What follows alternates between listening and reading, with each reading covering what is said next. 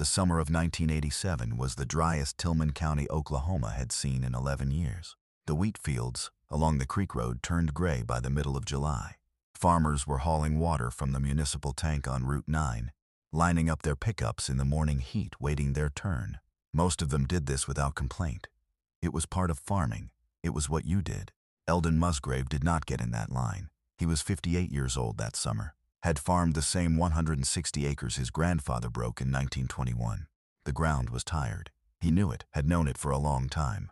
The topsoil had been running thin since the 1970s. Each wet season washing a little more of it down into the creek, each dry season cracking it into plates that peeled up at the edges. By 1987, it was barely 3 inches deep in places. The county average for workable topsoil in Tillman County that year was 4.5 inches. Eldon's worst corners measured 2 3/4. He stood in the south field on a morning in August, reached down, pressed 2 fingers into the dirt, and pulled them back dry. Not damp dry, bone dry, like pressing into powdered clay. He walked back to the house, made coffee, sat at the kitchen table with a notepad and a pencil. The pencil sat untouched for a while. 3 years earlier, he had attended an extension service meeting in Frederick. A soil specialist from the state university had driven down and given a presentation about topsoil depletion across southwestern Oklahoma. He had used charts. He had used words like erosion coefficient and organic matter index. He had told the room that the average farm in the county was losing topsoil at a rate that would make it unworkable within 2 generations. Eldon had asked a question. He wanted to know what could be done about it affordably, without buying into the expensive amendment programs the university was recommending. The specialist said there were no practical low-cost solutions. Said it the way someone says a thing when they consider the conversation already finished. Eldon drove home on Highway 183 and did not attend another extension meeting for 6 years. In the spring of 1988, he started covering his fields with wood chips. Not all at once. A 1/4 acre first, in the southeast corner, the worst ground on the property. The chips came from a tree service operating out of Lawton that was paying to dump at the landfill. Eldon called them in February and told them they could dump on his land for free. The first load arrived on a Tuesday morning in late March. A full cord of mixed hardwood shavings from an elm and 2 post oaks the service had taken down near a subdivision. The chips were rough cut, still smelled of fresh wood. Some pieces were 4 inches long, still with bark attached. His neighbor to the east, Ray Dennison, saw the truck backing down Eldon's fence line. Ray had farmed in Tillman County since 1964. He stopped his tractor at the property boundary and watched her for a few minutes. Did not wave, did not ask any questions. Drove on. Eldon spread the chips by hand that first week. He did not have equipment suited to the job and did not want to rent any yet. He used a wheelbarrow and a flat shovel, working from the fence line inward, laying the material 3 inches deep across the 1/4 acre test section. It took 4 days. His back gave him trouble on the 3rd day.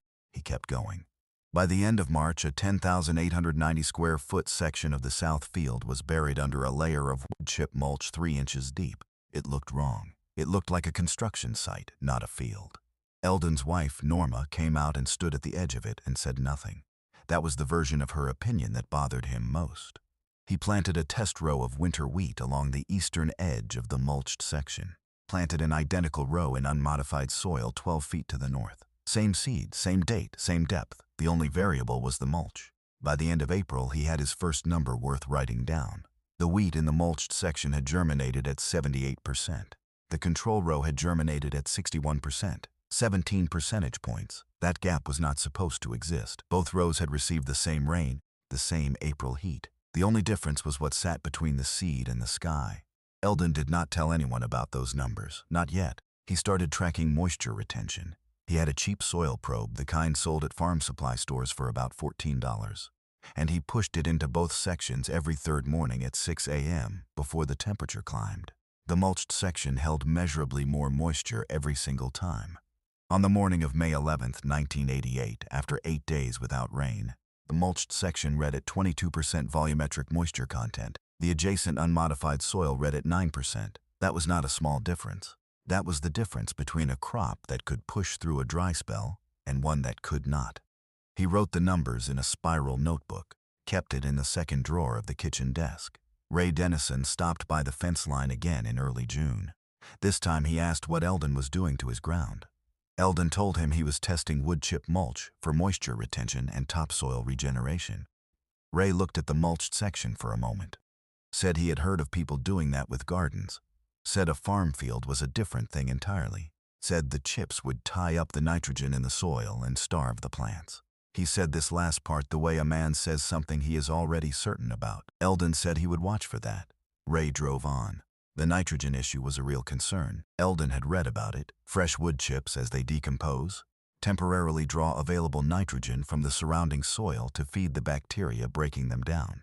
It was called nitrogen immobilization. It could last weeks or months, depending on the material and the conditions.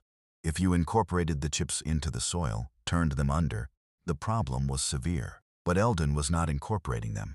He was laying them on the surface. The nitrogen drawdown was happening at the surface layer, not in the root zone. The wheat roots were not affected. That was the distinction nobody else seemed to be making. The distinction cost him nothing. It was just a matter of placement. He ordered a second load of chips in July, then a third in August. By the end of 1988, he had mulched just under 2 acres of the south field. The tree service was grateful for the free dumping site and had started calling him first before booking the landfill. Some weeks 2 loads arrived.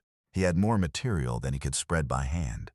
He borrowed a manure spreader from Dale Pruitt, who farmed 3 miles south on the county road, and modified it with a plywood baffle to keep the coarser chips from clogging the paddle mechanism. It took him a weekend to build the baffle, cost $22 in hardware. The modified spreader could cover a 1/4 acre in about 45 minutes. That changed the math on labor significantly. By the spring of 1989, he had mulched 4.5 acres. The tree service had stopped charging even for delivery fuel. They were running a route past his place twice a week by October. The winter wheat harvest in 1989 from the mulched sections yielded 34 bushels per acre. The unmodified sections yielded 27 bushels per acre. On a per-acre basis, that was a $28 difference at that year's prices. Not dramatic. Not the kind of number that would convince anyone of anything, but consistent. And the topsoil in the mulched sections was starting to look different, darker, looser at the surface. The plate structure that had been cracking and peeling was not cracking anymore. Something was happening under that layer of chips that Eldon could see but not yet measure. He called the county extension office in December 1989, spoke to an agent named Gerald Whitworth, described what he was doing and asked if Whitworth knew of any research on long-term topsoil regeneration through surface mulching at agricultural scale. Whitworth said he was not aware of any trials in the county. Said the university extension program focused on conventional amendment approaches.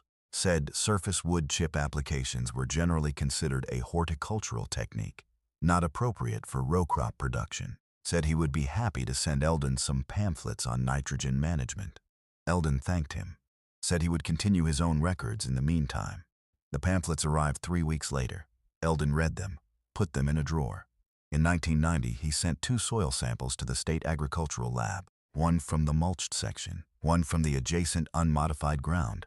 The results came back in February. The mulched section showed organic matter content of 3.1%. The unmodified section showed 1.4%. Those 2 numbers were the most important thing Eldon had written in his notebook in 3 years. Organic matter was the foundation of living soil. It was what held moisture, fed earthworms, housed the bacterial and fungal networks that made nutrients accessible to plant roots. A difference of 1.7 percentage points was not cosmetic. Going from 1.4% to 3.1% organic matter meant the soil had fundamentally changed its character. It was not just retaining more water, it was processing nutrients differently, supporting more biological activity. The root structure in that section was visibly denser when Eldon dug a shovel into the ground. The earthworm count was higher. He counted them. Not precisely, but consistently. The mulched section had 3 to 4 times more earthworms per cubic foot than the unmodified sections. He sent another set of samples in 1991. Organic matter in the mulched section had climbed to 3.8%. In the summer of 1991, a dry stretch ran from the first week of June through the 3rd week of July. 41 days without measurable rainfall. The kind of stretch that moved from inconvenient to serious around day 18. And from serious to damaging by day 30. Eldon walked both halves of his farm during that stretch. He took moisture readings every 4 days.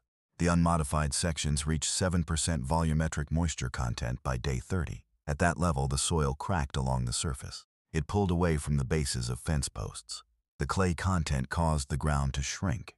You could see the gaps from the road. The mulched sections held at 19% moisture content through day 35. The surface did not crack. There were no gaps at the fence posts. The organic layer above the soil held what moisture remained in the profile and returned it slowly to the root zone rather than losing it to evaporation. The physics were simple. The organic layer insulated. Insulation cuts evaporation. Reduced evaporation meant moisture stayed in the ground longer. On day 41, the rain finally came, 3/4 of an inch over 2 evenings. Both sections of the farm absorbed it, but only one of them had needed it less. Eldon recorded those July numbers in the 4th notebook, the green one with the cracked spine. He wrote them in the margin next to the regular moisture entries, flagged with a small asterisk. He was particular about which numbers earned an asterisk. Those July numbers earned 1. Curtis was 11 years old that summer. He helped with the moisture readings on days when Eldon's back was bad. He could use the probe correctly by the end of July.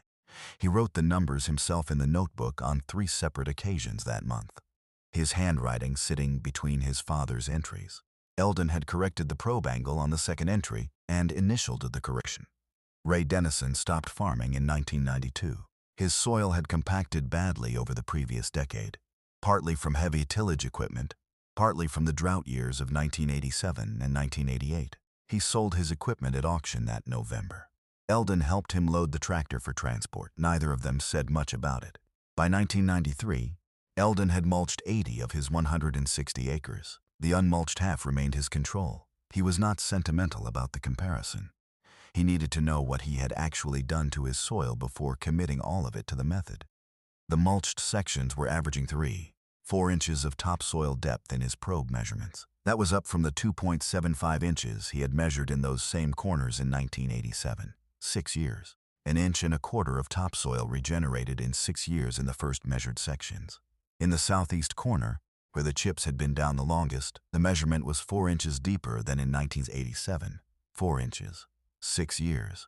The conventional wisdom in soil science at the time held that 1 inch of topsoil took roughly 100 to 500 years to form through natural geological processes.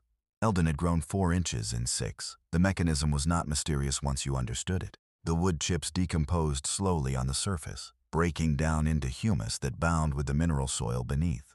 The fungi colonizing the chips reached downward into the subsoil, breaking up compaction layers, opening channels for water and air. Earthworms ate the decomposing material and cast it deeper into the profile, physically mixing organic matter into the soil column. Rain, instead of sheeting off the surface and carrying topsoil into the creek, soaked in through a network of organic channels. The process was self-reinforcing. More organic matter supported more biological activity. More biological activity accelerated decomposition and incorporation. The soil was eating itself back to health.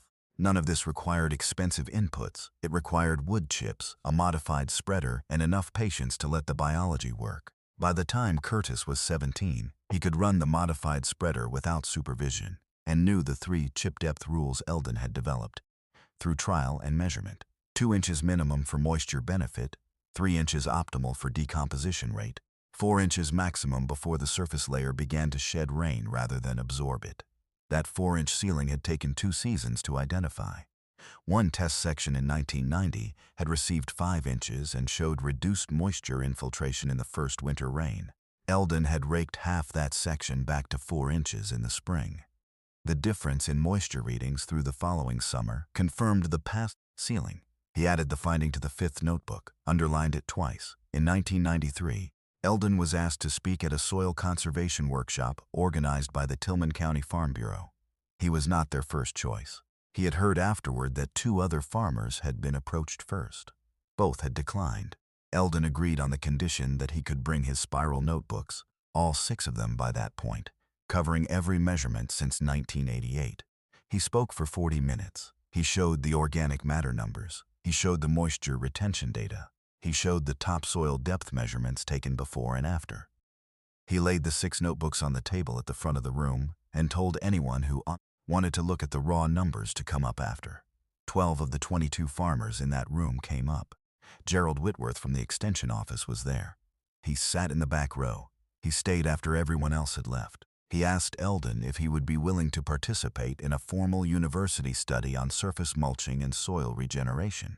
He said the university had recently begun looking more seriously at alternative soil building methods, and that Eldon's data was the most consistent, long-term record he had seen from a private farm operation.